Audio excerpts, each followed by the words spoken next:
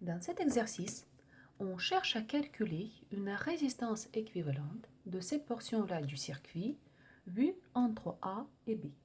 Donc il faut qu'on présente ce circuit comme une résistance équivalente, que je vais marquer ici, R équivalente.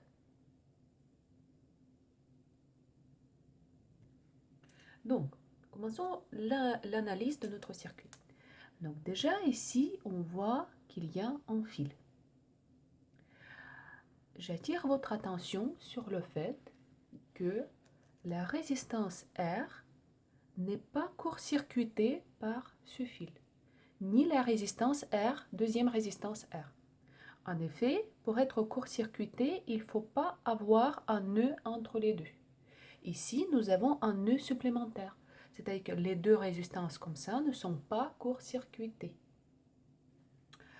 Donc, ce qu'on va faire, on va juste prendre ce fil et on va le raccourcir. Donc, je vais prendre le point A, donc comme ça, et je vais raccourcir mon fil de telle façon pour approcher ce nœud vers ce nœud-là. Donc, je vais faire tourner cette résistance-là dans le sens de l'aiguille. Et je vais redessiner mon schéma.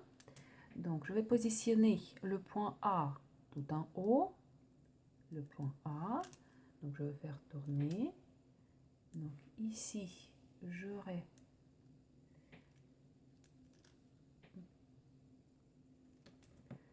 première résistance, la deuxième résistance.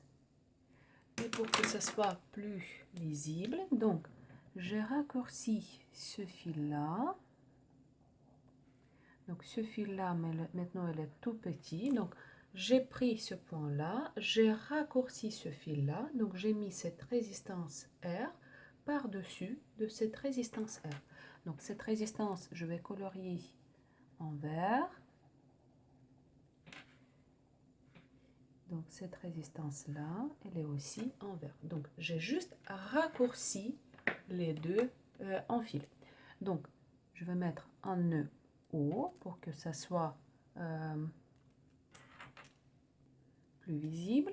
Donc, haut. Très bien. Maintenant, je continue. Ici, je vais mettre au prime. J'ai une autre résistance R, donc rien qui est changé. Et depuis point O, je vais marquer là, par exemple, C'. C', C',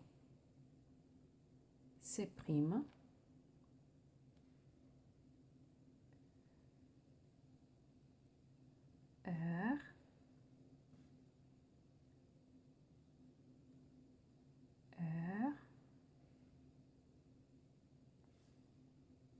et le point B qui est là. Rien changé, le point B qui est là. Très bien. Donc, je continue mon analyse. Je vois que les deux résistances, une résistance verte et cette résistance R, se situent entre les deux points, entre les deux nœuds. Donc, ce point-là et ce point-là ont le même potentiel. Donc, nous pouvons les considérer comme un seul point avec certains potentiels.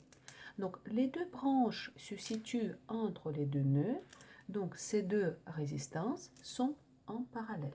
Donc, chaque résistance vaut R. Et vu que les deux sont en parallèle, donc la résistance équivalente, ça sera R sur 2. On va vérifier.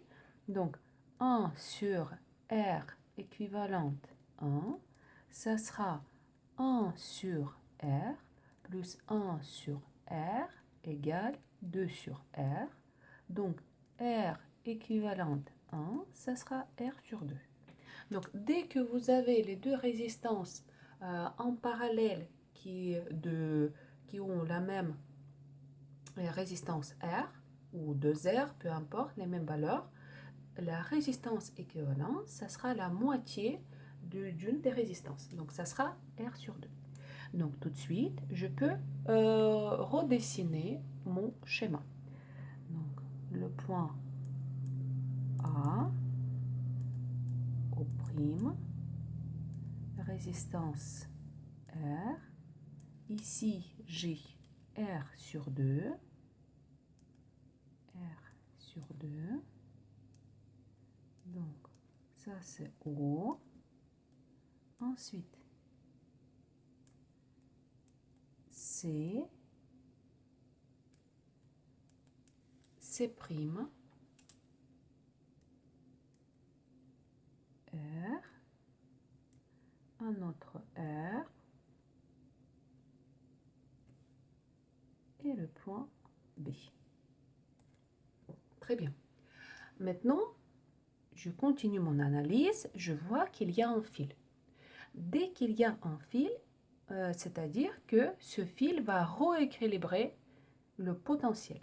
C'est-à-dire que le potentiel au point C est le même que le potentiel au point C'. Donc, phi C égale à phi C'.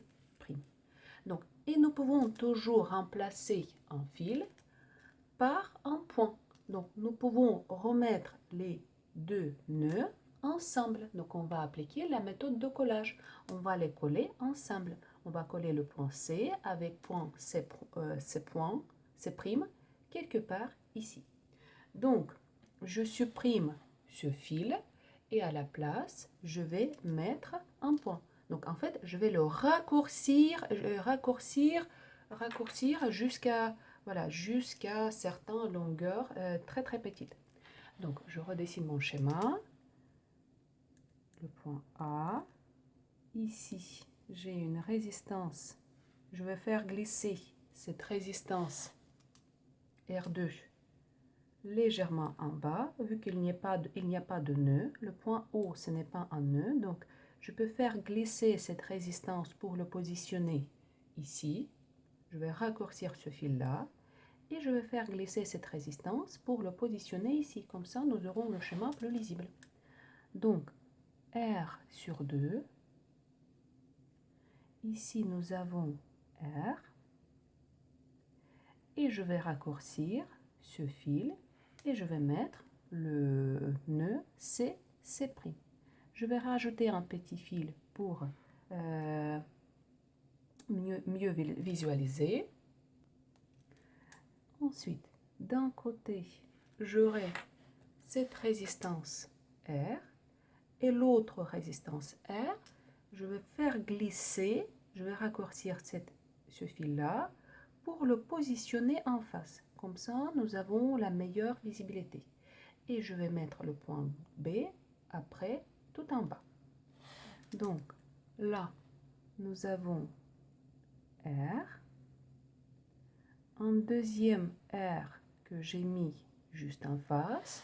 Donc, j'ai raccourci ce fil et j'ai mis cette R juste en face. Et un nœud B. Très bien. Donc, le schéma maintenant devient très très simple. On voit que ici, les deux résistances se situent entre les deux nœuds consécutifs. Donc, la résistance équivalente, ce sera la moitié de R. Donc, c'est comme nous avons calculé là. Donc, tout de suite, je redessine mon schéma. Donc, A, les deux résistances R sur 2, là, R, C', et à la place de deux résistances en parallèle, je vais mettre une résistance équivalente R sur 2, le point B. Ensuite, le même raisonnement, je peux appliquer pour les deux résistances qui se situent sur ces branches-là. Ces deux résistances se situent sur les branches qui se situent entre les deux points, entre les deux nœuds A et C'. Donc les deux sont en parallèle. Et je peux calculer la résistance équivalente 2. Donc 1 sur R équivalent 2. Ça sera 1 sur R plus 1 sur R sur 2. Donc j'aurai 2 sur R. Donc ici, j'aurai 3 sur R. Donc la résistance équivalente 2, ça sera R sur 3. Je présente mon schéma à nouveau. Donc A, ici R sur 3, R sur 2, là, et le point B. C'est C'. Donc maintenant, C' ne joue plus le rôle d'un nœud. En effet, donc, ce point relie les deux fils, seulement deux fils, donc il n'y a pas de séparation de courant. Donc les deux résistances R sur 3 et R sur 2 sont en série. Et la résistance équivalente finale, ça sera R sur 3 plus R sur 2. Donc ça sera, je vais mettre sur le même dénominateur, 5R sur 6.